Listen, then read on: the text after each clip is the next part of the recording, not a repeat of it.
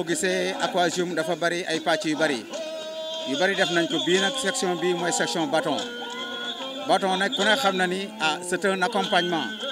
dafay jàppale nit ki surtout les étirements yi nga xam ne ñu ngi koy def da koy compléter fi loxo par exemple fi loxo mën a yem boo jëlee bant bi dina ko pousse di nga def au moins tuuti loo xam ne ni c'est un effort booy def donc da lay appuyer bu baax a baax boo gisee à chaque fois ñu di ko jël nit ñi di ko jël bu baax a baax xam nañu bant yi dañuy jàppale bu baax a baax parce que ñi nga xam ne ñi nga fi nekk ñëpp di ko def xam gis nañu ni da ngay gis ñoo xam ne dañ fi daan ñëw mënuñu sukk sax léegi dañuy sukk di dem ñi nga xam ne tey mënuñu woon yëkkati seen loxo dañuy yëkkati seen loxo di dem tout ça c'est des étirements yoo xam ne bant bi da leen di compléter ñu mën a ko yëkkati bu baax a baax mën ko pousse bu baax donc bant bi boo gisee ñu ko def c'est un complément c'est un apport la boo xam ne day dimbali nit ki fu mu mënoon àgg bant bi àggale ko foofu donc loolu mooy njariñu banque yi sport la nag comme yeneen sport yi waaye nag moom dafa am particularité mooy dimbali bi mu lay dimbali accompagnement bi mu lay accompagner pour nga mën a am au-delà de toi-même moo tax gis nga ñi nga gis ni ku fa daan def ñëpp ku ci ne gis nga ci résultat tey soo mënoon sëgg da ngay sëgg soo mënoon tàllal sa loxo da ngay tàllal sa loxo soo mënoon banque da nga koy banque donc bant yi boo gisee njëriñam loolu yëpp la di sant bu baax nag ñi nga xam ne ñii ñoom ñoo koy organisé ku ci mel ni suñu Alassane ak coach Ndiambé ñi nga xam ne ñoo ñu dimbale ba yëpp mën a am vraiment fii boo ko seetee c'est une équipe c'est une famille ñun ñëpp benn lañu di ñaan yàlla rek yàlla nañ ko teewee ndéwén yu bari te lépp luñ fi ñaan rek yàlla nangu ko lii nag comme li ma la wax fii hôpital la en air hôpital la boo xam ne bii à ciel ouvert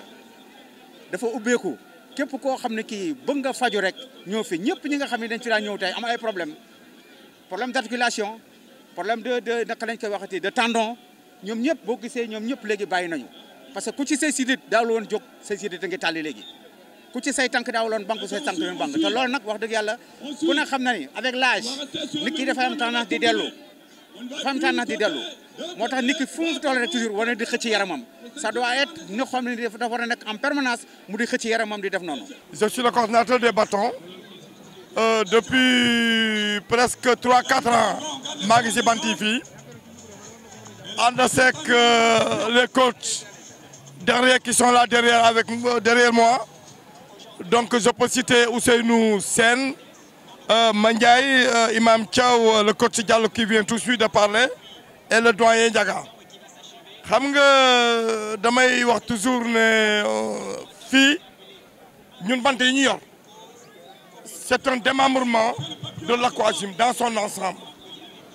l'aquagym est dirigé par le coach Ndiambé ñun ñëpp Ndiambé moo ñu choisir teg ñu fi ku si nekk mu jox la un rôle alors man ma yor le rôle des bâtons ñeneen ñi yor aérobic ñeneen ñi yor alors aquagym bi aqua c'est dans l'eau donc vraiment c'est un travail d'ensemble ñu koy def et puis mu am li si gën a am solo waxuma sax li nga xam ne parce que bëgguma def répétition li nga xam ne moo si gën a am solo mooy la cohésion sociale mooy nit ñi daje bu ñu fiy daje bu ñu paree 1 minute 2 3 5 minutes yi ngay waxtaan ñu dégagé wu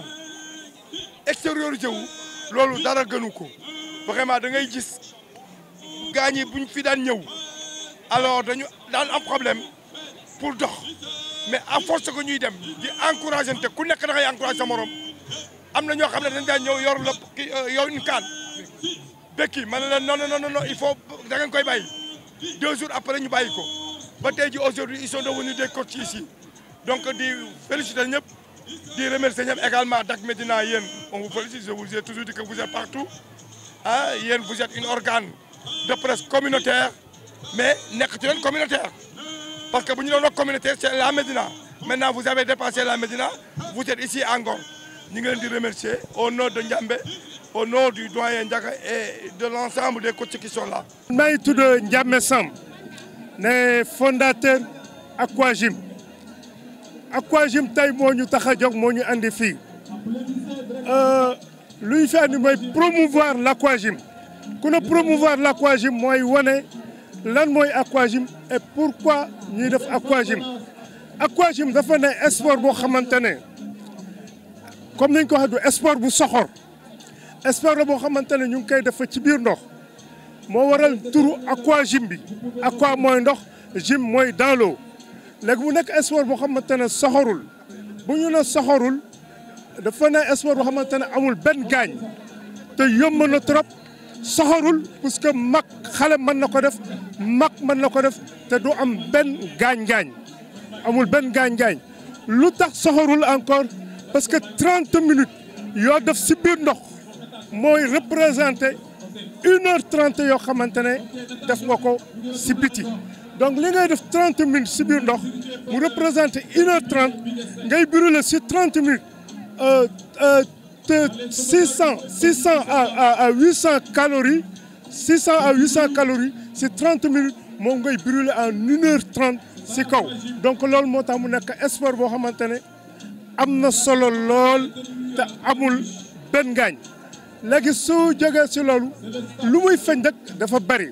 lu muy feeñ moom dañ ne aquagym sport santé sport esthétique mu nekk nag sport boo xamante ne non seulement dana faj sa yaram non seulement dana defar sa corps bi yëpp parce que lépp loo xamante ne dana métti sa yaram boo amee yaram dana dindi am yaram bi soo bëggee musculer dana musculer. bon tey journée mondiale de l'aquagym la donc ñu di ko woowee aquaton yàlla def na ren mooy 11e année bi ñu di ko organiser ci plage Ngor bi donc ñoo ngi ciy sant yàlla bi ñu yàlla dimbalee que vraiment depuis 11 ans ñoo ngi koy réussir donc chaque matin suñu programme lii la bon le matin dina am benn groupe buy démarrer à 7 heures du matin donc ñooñu dañuy ñëw tout juste pour def seen travail pour mën a retourner dem au boulot donc à 8 heures dina am beneen groupe boo xamante ne ñoom ñooy ñëwaat pour def seen travail ñooñu suñu paree aussi dañ leen di garder ba 9h30 ñi ci bëgg a parfaire seen cours de natation ñu jox leen ay cours de nage bon aquagym bi on ne paye pas amul kenn ku ciy fay donc chaque mois on donne une participation de 10 000 francs mais quand même bu ñu ñëwee y aura une inscription à faire l'inscription c'est à 20 000 donc chaque matin peut-être dinañu am 4 séances soit que nañu def bâton les week-ends et les mercredis donc chaque matin dinañu dem un peu de méditation parfois ñu def aussi un peu de yoga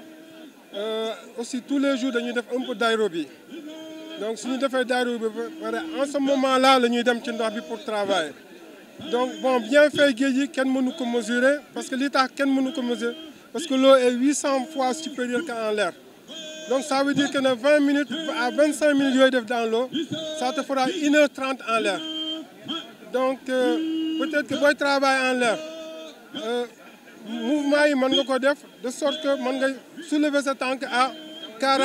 45%. Mais si c'est dans l'eau, mën nañu dem à 90 à 100%. Donc loolu mooy chance bi aussi tous les matins dañu jël les malades les invalides bon invalides yi chaque matin mën nañu jël entre 150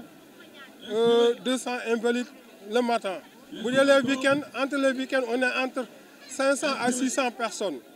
Les jours de semaine on est entre 300 à 400 personnes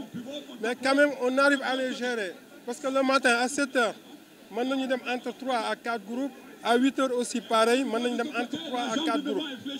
et en même temps c'est moi qui s'en occupe les invalides bu ñu ñëwee donc voilà bu ñu ñëwee les invalides yi bon ku ci ne selon pathologie li ñu am donc dañuy travailler selon leur pathologie et à chaque fois que fi ñëw aussi dañ leen di demander leur bilan ñu andiwaale ko parce que au moins il y a l'association des médecins et alhamdulillah on a au moins 7 professeurs yoo xamante ne seen malade yëpp fii lañ leen di envoyer à l'aquagym donc ça veut dire que chaque matin s'il y a 20 inscrits apparemment 19 yi dañuy ñëw avec un certificat médical donc loolu moom aussi ñu sant ko yàlla et ñi fi doon ñëw par fauteuil roulant suñu travail pendant 1 mois 2 mois nga gis ñu commencer di marcher avec des béquilles 2 mois yeneen 2 mois après tu vois que ñu commencé di marcher avec benn bec ou bien avec des ambulateurs et quelque temps après ñu génn ci. et loolu yëpp yàlla mu ngi ñu ciy dimbali aussi vraiment ñi fi ñëw ñëpp ak seen pathologie yàlla mu ngi leen ciy dimbali suñu ñëwee dañu leen di travailler dans l'eau defal leen ay mouvements parfois on travaille au sol ensable leen gas détruire parfois ñu dugal leen carrément jusque là ça dépend selon pathologie yi ñu amee. donc suñu paree ci loolu en ce moment là ñu dugal leen ci ndox bi defal leen quelques mouvements après stimuler leur corps après ñu génne leen voilà chaque matin noonu la ñuy travailler. man la Lari Ndaw Gueye ancienne sociétaire du Jaraaf ancienne internationale de basketball championne d'Afrique de basketball présidente de l'ASC Jaraaf section basket. yaram bi su weesoo loolu mu nekk sport boo xamante ne lu ko gën a jóg nag pour ñun mooy sport la boo xamante ne tey ñi fii ñëw mooy les personnes à mobilité réduite ñi nga xamante ne dañu am problème mu ne problème boo xam ne soit problème mu laago la wala mu ne problème boo xamante ne accident moo leen ko andil wala lu ñuy wax accident cardiovasculaire problème mu paralysie problème mu articulation problème mu nerf li nga xamante ne fu toucher la charpente du corps mooy lépp lu jëm si colonne vertébrale affaire yooyu donc mu nekk aussi sport boo xamante ne ñun lu tax ñu choisir ndoxu géej parce que dañuy profiter sur les bienfaits de l'eau de mer les bienfaits de l'eau de mer tey su ñu ko doon citer li ma wax toujours day laaj peut-être que un jour ñu def ay émissions si loolu mënu fi jógee les bienfaits de l'eau de mer donc loolu aussi ñu profiter def ko parce que boo ñëwee si ndox même sans man li nga xam ne dama ko jàng xam ko nga dugg ci biir ndoxu géej gi rek si biir ndoxu géej normalement soo defee pour ñun ñi xam ko 11 minutes ci biir ndox à partir de la 11e minute ion positif bu nit bi ak ion négatif bu nit bi suñu dajee day mel ni comme batterie bu vide ku batterie portable bi nga branché ko à partir de la 11e minute ces ions là négatif ak positif bi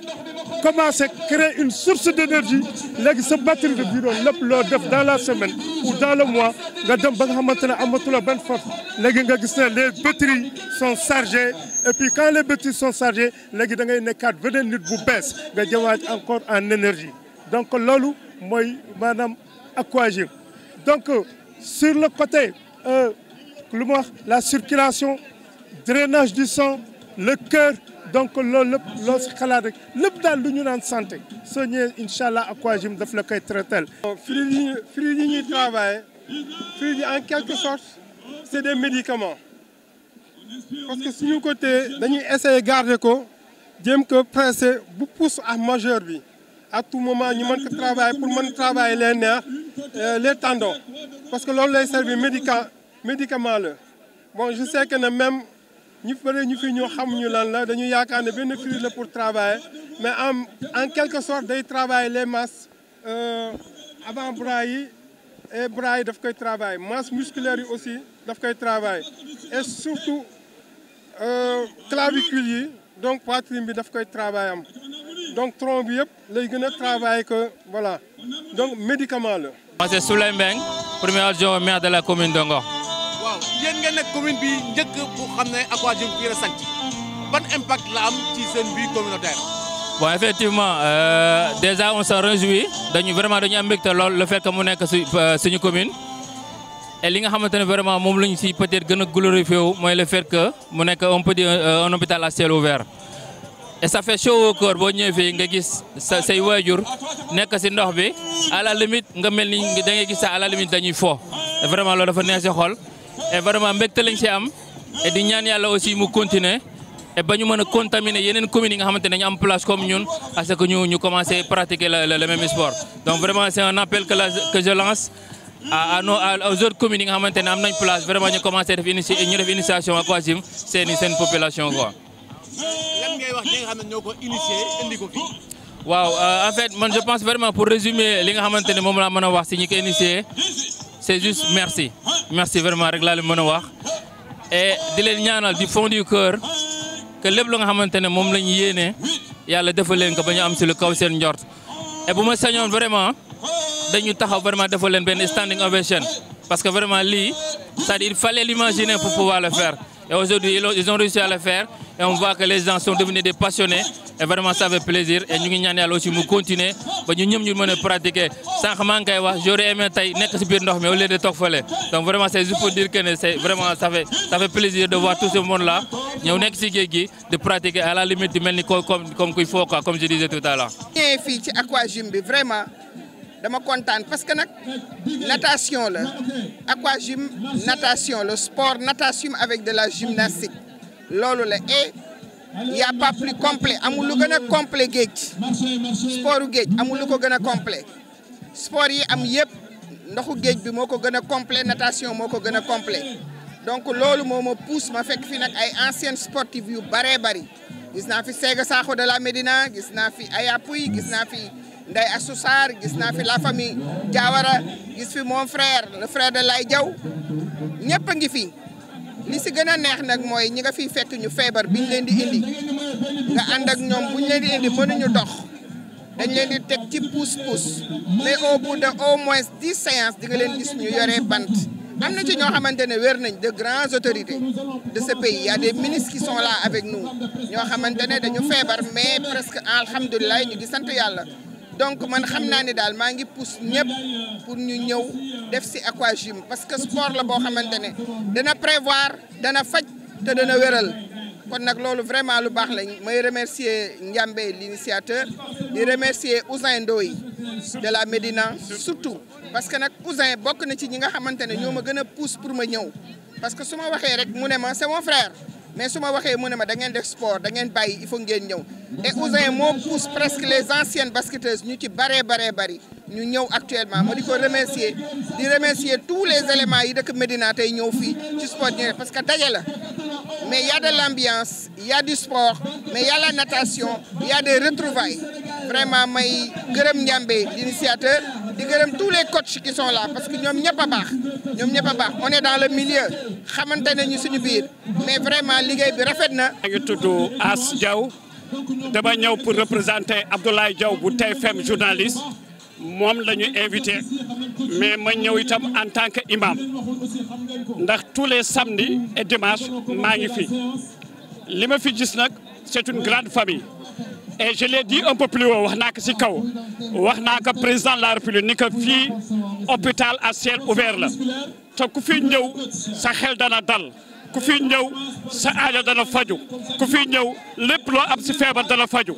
ndax xam nga lu tax bala ñuy door dara dañuy jàng fatiha salatul fatih te yonent bi wax na fu ngeen ko jàng maa ngi taxaw te feebar nag mënul weesu fatiha salatul fatih mu faj ko looloo tax ma appelé encore une fois de plus aux autorités ni leen xale yaa ngi dem ci mbëkk mi xale yaa ngi dem fu ne mais bu ñu ko réglementé ñëw fii nga xam ni aquagym la bu ñu ko organisé daañu fa trouver ay liggéey yoo xam ne c'est pour tout le monde.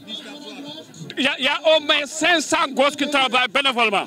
fii amul xaalis lañ koy def lillahi wa rasuli première fois bi ma fi ñëwee bi ma ñibbee nelawuma ndax ay jooy ndax dama fi fekk ñu handicapé un ami à moi nga xam ne ñëw nekkoon sur le circuit bancaire ma ñu fekk mu am AVC mais 2 mois ma fekk ka muy taal otom di dawlal boppam loolu lu ko mën géej gi rek loolu lu ko mën yàlla rek le médecin soigne mais c'est Dieu qui guérit yàlla rek mooy wéral te géej gi yàlla la wala soo fa yuti ka rabu ko fatara na nga ñu sant ñëpp nag du ñu jeexal sunu kàddu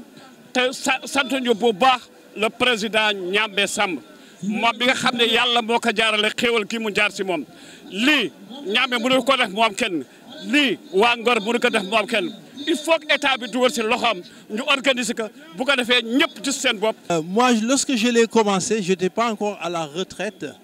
Donc, et pendant plusieurs années, je venais ici à 7h30 et ensuite j'allais au travail. Et les signes que ça me montrait de positif au travail, c'était j'étais calme.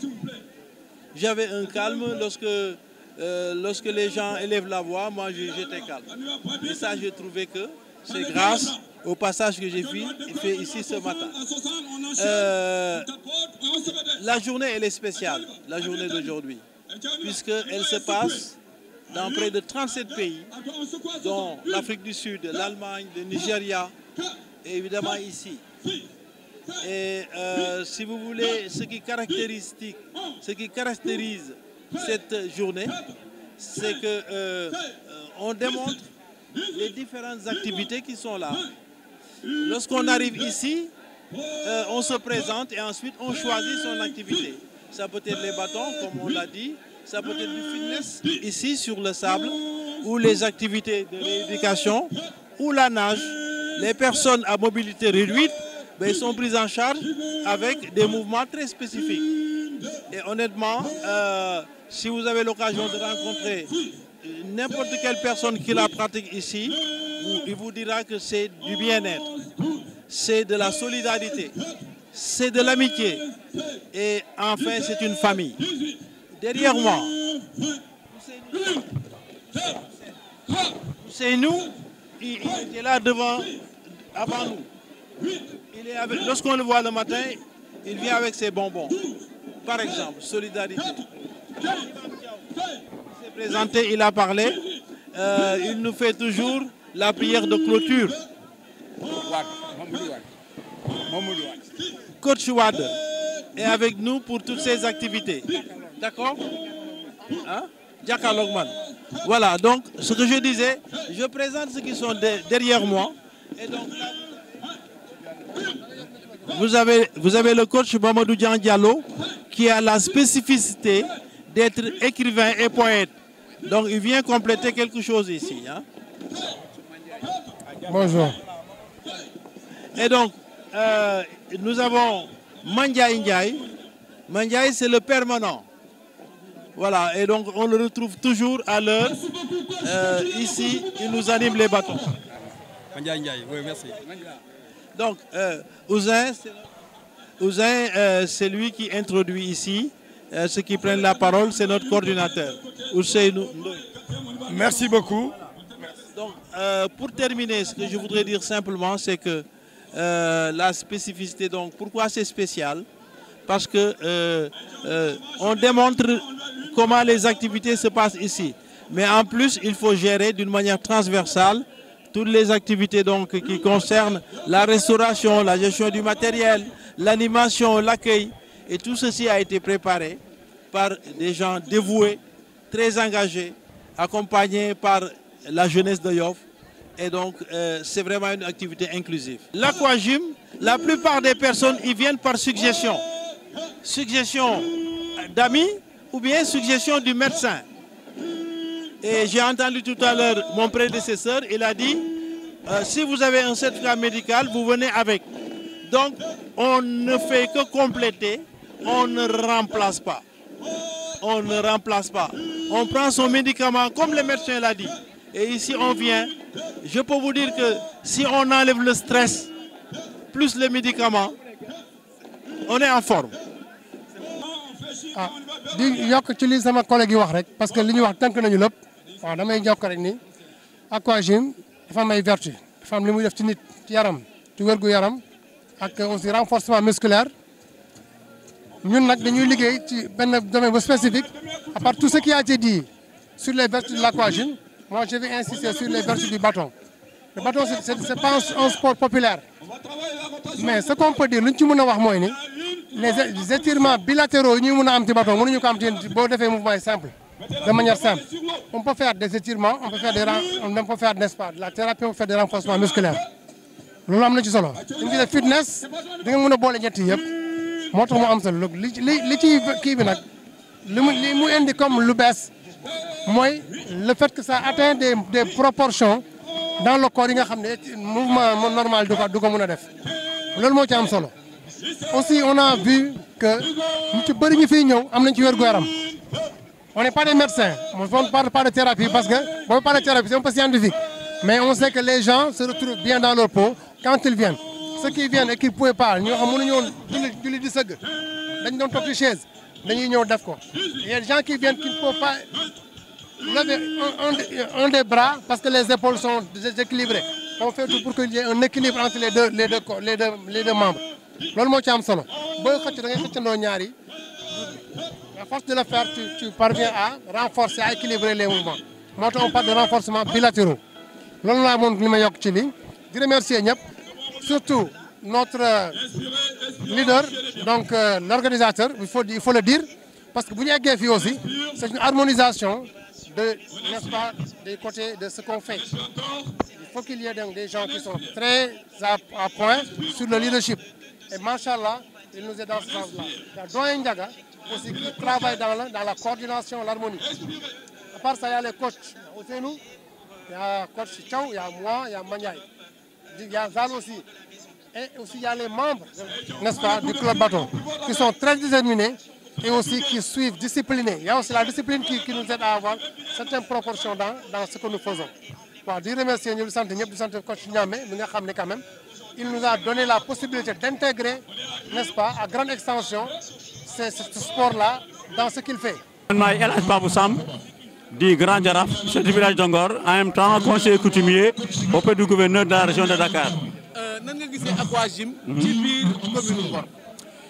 Aquagym daal ni ma ko gisee mooy lu baax la parce que am na ñoo xam ne bi ñu fii ñëw ay cere ñoo leen andi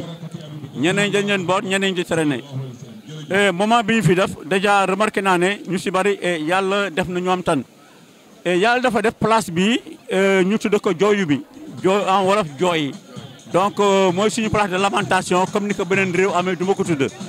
alors mag ñi jamono boo xam ne am nañu ay jafe-jafe wala jaaxle nañu fii la ñuy ñëw jooytu ko yàlla mu def leen si saafara ñu tudd ko jooyu bi donc yàlla dafa def njàmme sama doom andi fi Aquagym mais dafa am lu mu fi fekk ñu bari xamuñu ko nag loolu moo tax souvent di nga ñëw yàlla def nga am tànn mais ñu ku xamul daal xamuloo mais ñu fi dëkk xam nañu. ñu gis ne pratiquement ñëpp dañoo daw fan yi jublu ci Aquagym ñu fekk ay mag yu bëri. waaw yow nga nekk mag. lan ngay wax mag yi ñuy déglu. voilà très bien soo ñëwee rek di nga xam ne da ngay remarqué ne mag ñi ñoo gën a bari xale yi mag nag day toog gis lu sori xale du gis donc mag ñi fii ñëw kantan lañ fi am ak wér loolu moo tax am na ñuy jóge ba Thiès ak feneen ñëw fii donc soo gisee organisation bi y a des sauveteurs de baignade et cetera donc am na sécurité am na lépp fii daal ku fi ñëw daal vraiment li ñuy ñaan mooy booy dellu nga am tan. lan ngay tëjee ci ak ñi nga xam ne dañuy si daan di ñu déglu. alors ñi nga xam ne ñu ngi déglu li meen di ñaan mooy nañu ñëw fii ku fi ñëw doo ko rëccu parce que au début c'était national actuellement c'est international adduna yëpp xam nañu la baie de Ngor comme ni ma ko waxee souvent Ngor havre de paix et de repos. xëy na dinaa li may tëjee rek mooy. waaw ñun Télé Médina lañu. waaw Médina di dëkku cosaanu Lébu. waaw fii di Ngor lan nga mën a wax ci diggante Ngor ak Médina bi nga xam ne ñun fa lañ cosaanoo. bon yàlla dafa def man bi may jàng école Médina la dëkkoon rue 19 angle 28 ci ginnaaw kër Grand Serigne de Dakar donc mun naa xam ne man waa Médina la Médina ak Ngor nag benn la rek tur yi ni mu célébré sa màkk noonu la célébré fii si Sénégal Médina ñëpp xam nañu ko donc maa ngi leen di ñaanal seen télé jëm kaw jëm ci kanam.